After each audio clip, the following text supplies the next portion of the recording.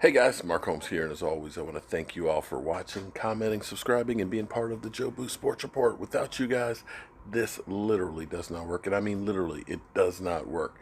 Man, I'm actually over here with one of the many prize pieces that I actually have here. This is the Hail Mary, autographed by Drew Pearson, the man himself. You know, I was fortunate enough to actually meet Drew Pearson and actually give him an interview.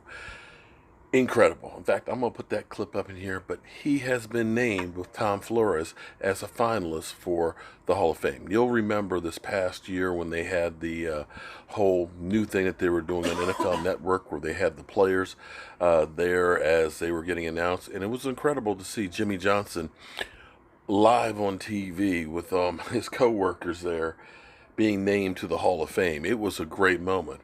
But they did my man Drew Pearson dirty by, letting him know, sorry, you're not going to be the one getting in. And that was just ugly. But shout out to Drew Pearson and congratulations. Hopefully you will be in there. Wouldn't it be great to have 3 Cowboys inducted next season?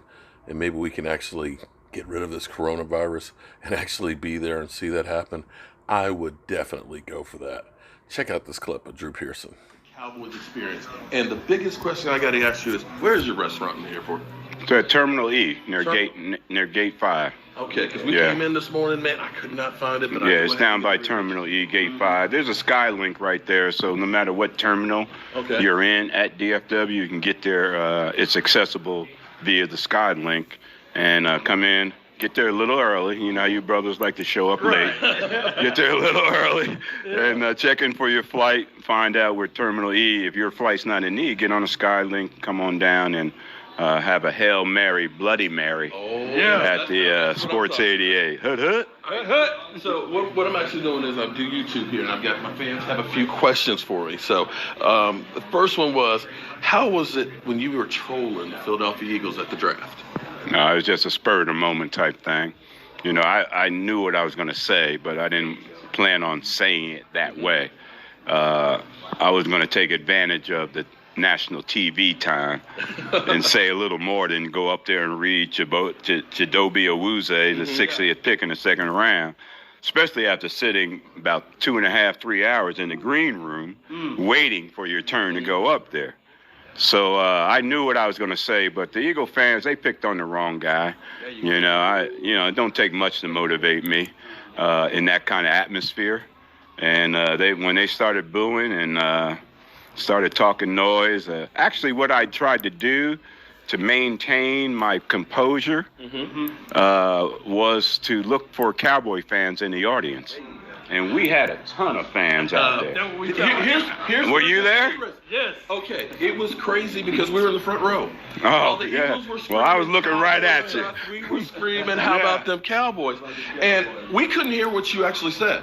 Because we were too close, like a mosh pit yelling and everything else. And everybody kept saying, did you hear what Drew Pearson said? And I was like, no, we couldn't hear either. And then I got back, I was like, oh my God. And then you heard all the boos and it getting louder and louder. You knew something was going on. You started a whole trend now. Because now everybody's the thing is, they're trying to match that, but you got to match the atmosphere. That's what created the presentation.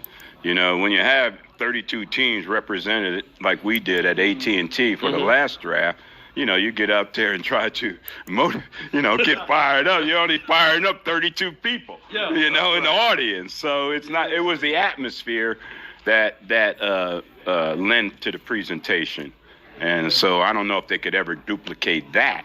But if they duplicate that, then somebody might be able to duplicate the greatest draft speech of all time. There you go. From Bill Bates, one more question for you. How does it feel to come back 13 points down with 4 minutes to play in the final game of the 79 season against the Washington stinking Redskins and get the #1 seed? Well, anytime you beat the Redskins was very special.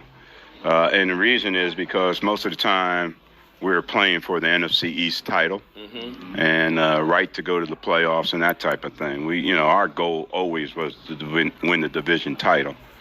And when George Allen came there, we had a run for the title, but when George Allen came there, he started giving them what they needed to compete. And they did, and then Dick Vermeil comes to Philadelphia, and now they got what they need. Same guys on both teams, but just different culture, different coach, different leadership made a difference as far as their performance on the field. But anytime we beat the Redskins, man. I appreciate your time. Clinton Longley, Roger Staubach, Danny White. It don't matter who's throwing the ball. Just throw it to the original 88, and you got time for 6. Hut. But one last question for you. Hurry up, my beer's getting hot. Your beer's getting hot. Okay, we gotta hurry this up. With the rules changed the way they are now, how many more catches do you think you would have had? Oh, man. Light it up, boys. I mean, light it up. Well, I don't know how many more catches, but here's the deal. You'd probably have to come to Huntsville. You know what Huntsville is all about? The prison? I'd be in jail because I would be illegal. All right now.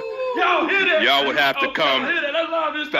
Y'all would have to come to Huntsville to interview me, because with these rules today and these sorry cornerbacks that can't cover, I would have been down I-45.